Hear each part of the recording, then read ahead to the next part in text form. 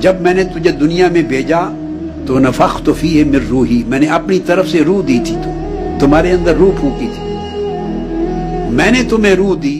یہ ہے کہ جو جس حال میں میں نے تمہیں روح دی اسے حال میں مجھے واپس لوٹا، جس حال میں میں نے تمہیں دی تھی اسی حال میں۔ یہ ہے کہ جو جس حال میں میں نے تمہیں روح دی اسے حال میں مجھے واپس لوٹا، جس حال میں میں نے تمہیں دی تھی اسی حال میں واپس لوٹا۔ تقویٰ یہ ہے کہ جو جس حال میں میں نے تمہیں روح دی اسے حال میں مجھے واپس لوٹا، جس حال میں میں نے تمہیں دی تھی اسی حال میں واپس لوٹا، اسے کرپٹ کر کے نہ لوٹا، داغدار کر کے نہ لوٹا، تاریک کر کے نہ لوٹا، خراب کر کے نہ لوٹا۔ جس طرح روشن، منور، مزین، پاکیزہ، طاقتور میرا ذکر کرتی، چمکتی دمکتی روح میں نے تیرے اندر ڈالی تھی، میرا سامان یعنی میری روح جو تجھے دی، مجھے جب تو لوٹائے تو اسی حال میں لوٹا جس حال میں میں نے تجھے دی تھی۔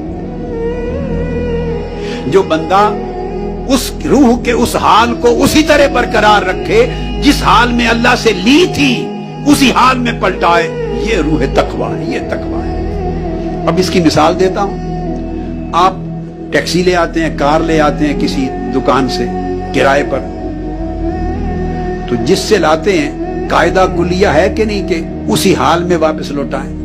بولیں۔ حتیٰ کہ اگر اس نے ڈیزل اور پیٹرول ڈالا ہوا تھا ٹینکی میں تو جتنا ڈیزل اور پیٹرول لے کے آئے تھے اور اگر خرچ ہو جائے تو اپنی طرف سے ڈال کے اتنا ڈیزل یا اتنا پیٹرول پورا کر کے کار لوٹاتے ہیں۔ ایسا ہوتا ہے یا نہیں؟ ورنہ مالک کہتا ہے اگر کار کو آپ توڑ دیں، نقصان کر دیں، کہیں ڈینٹ لگا دیں تو آپ کو پے کرنا پڑ جاتا ہے۔ وہ پے کرنے کو عذاب کہتے ہیں، وہ سزا ہے۔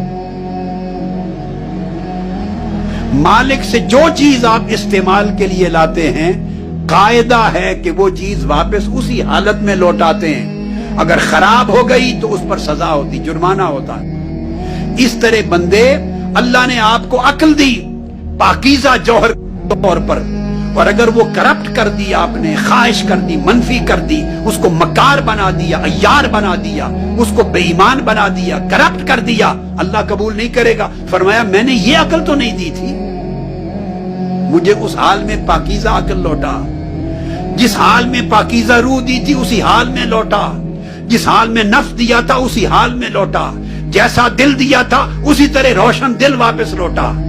لہذا جس بندے کو یہ فکر رہے کہ مجھے اللہ نے یہ امانتیں دی ہیں، میں تو کرایہ دار ہوں، میں تو استعمال کر رہا ہوں، اللہ نے استعمال کے لیے دی ہیں، مالک نہیں بنایا۔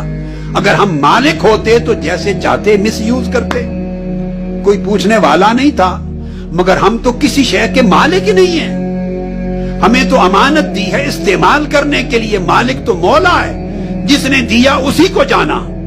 یہ معنی ہے اس جملہ قرآنی کا انا للہ و انا الیہ راجعون، اس کا یہ معنی ہے۔ ہم اس جملے کو استعمال کرتے ہیں صرف موت پر، صرف موت پر، کہ ہم اللہ کی طرف سے آئے، اللہ کے لیے تھے اور اللہ ہی کی طرف پلٹ کے جانا ہے۔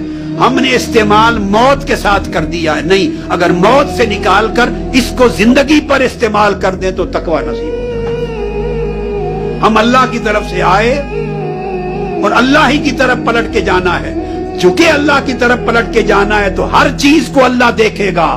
اے بندے میں نے آنکھیں تمہیں دی تھی، آنکھیں کیسے استعمال کی، کان کیسے استعمال کیے، دل کو کیسے رکھا، نفس کو کیسے رکھا، عقل کو کیسے رکھا، ظاہر و باطن کو کیسے رکھا۔